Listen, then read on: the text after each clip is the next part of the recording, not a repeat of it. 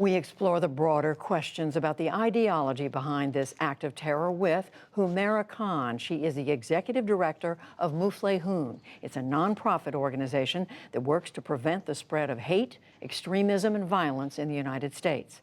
Kathleen Belew is an assistant professor of history at the University of Chicago and has written extensively about white supremacy movements.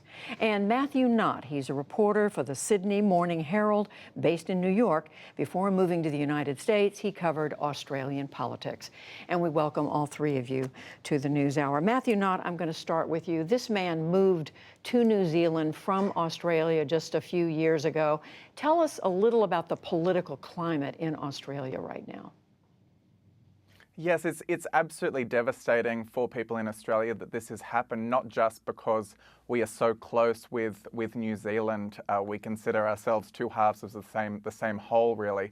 But the fact when it emerged that it was an Australian has really shocked and made people so upset in Australia that it was an Australian responsible. And it does reflect some of what has been happening in our politics in recent years. There has been a growth of anti-Islamic rhetoric. One of the parties that has held the balance of power in our parliament since our last election in 2016 is called One Nation, and one of its principal planks of its policies is a very strong critique of Islam.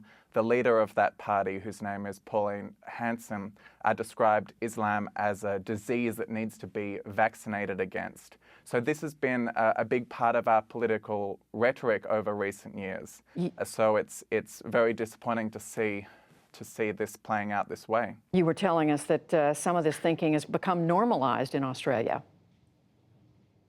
Yes, that is the thing. This party, One Nation, came to the fore in the 90s, predominantly protesting against Asian immigration and against benefits for Indigenous Australians. And the party was basically stamped out of existence by the mainstream parties who said that was not acceptable.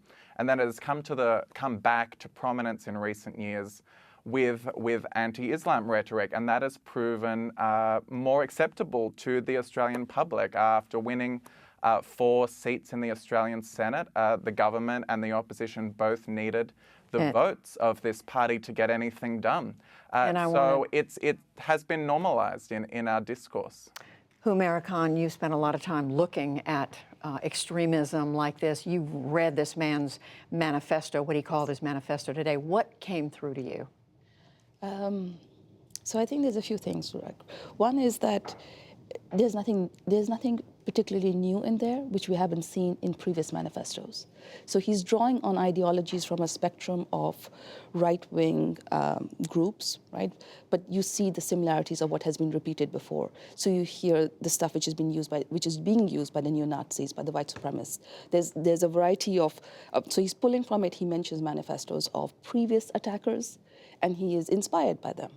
So in that sense, the content wasn't new, but it was being put together. And I think what is really important, or something we should not underestimate, is how malignant the ideology is, and it is ideological extremism. How malignant is it? How widespread is it? You obviously have studied this. How powerful is it? Well, we saw the attacks in New Zealand, right? But this is not the first. Right? We also saw the attacks in Norway. But if you look at just in America, we saw the attack on the Pittsburgh synagogue. Right? In Quebec, we saw an attack on a mosque where 6 people were killed.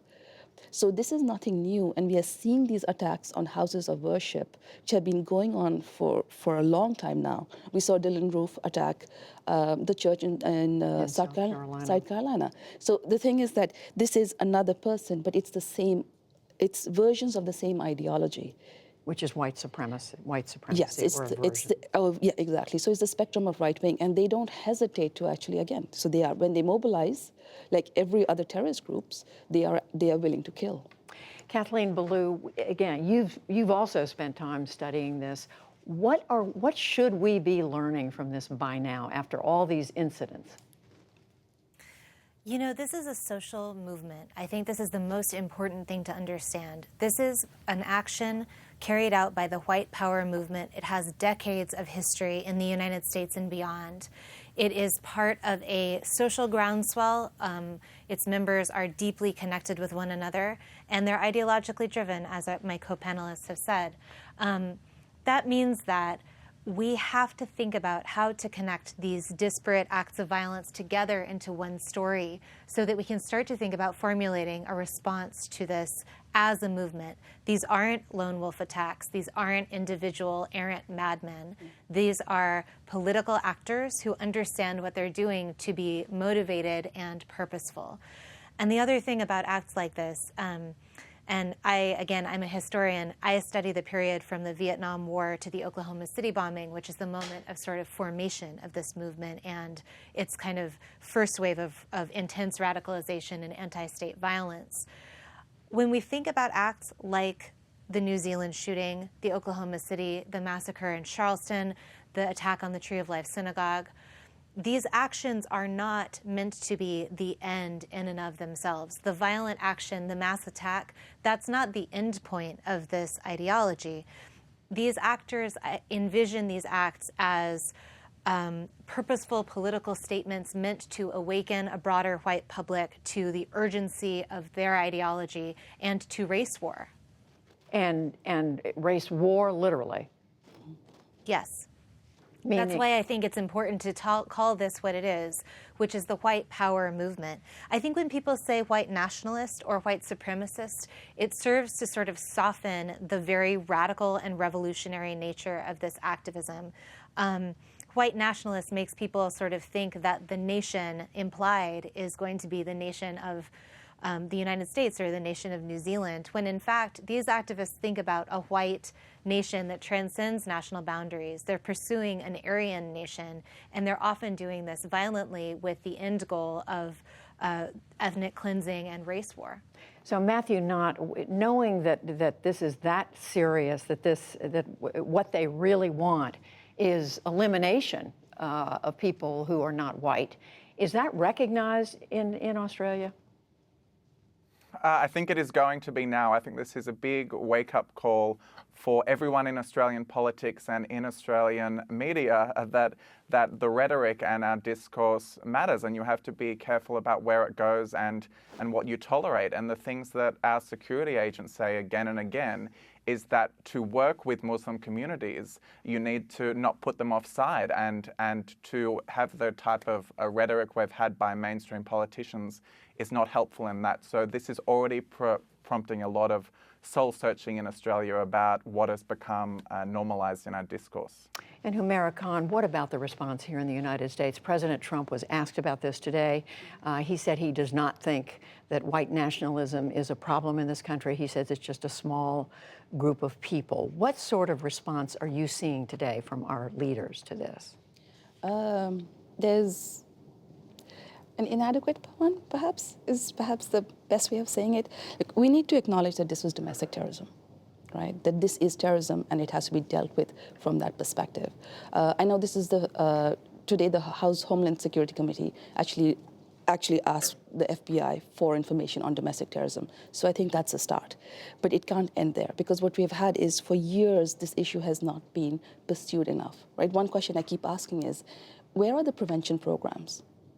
Right, where is actually the strategic plan, the leadership, and the funding, which is going to be needed to actually counter, not just counter, but also prevent this issue? Do you see any movement in the part of the U.S. government to do that? At this moment, no. Hopefully that will change. But I think there needs to be, but it's also not just the government.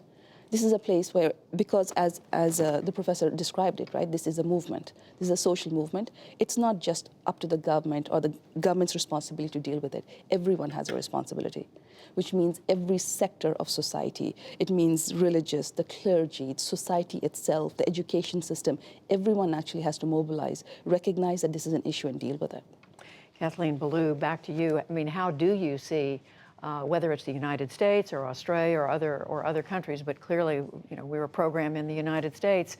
What can this country be doing about this now?